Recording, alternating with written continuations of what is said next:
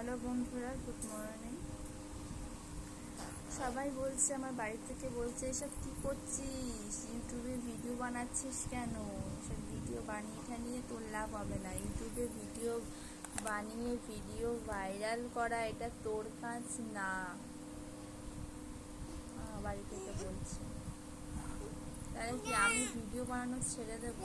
তোমরা অন্য সবাইকে সাপোর্ট করবে আর আমাকে সাপোর্ট করবে না। আমার ভিডিওতে ভিউ আসছে না, আমার ভিডিওতে লাইক আসছে না।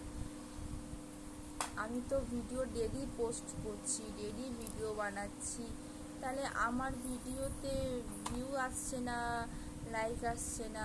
তার জন্য আমার বাড়ি থেকে বলছে যে বেকার ফালতু সময় নষ্ট করছি, সেগুলো আমাদের মতন ঘরের মেয়েদের কাজ নয়।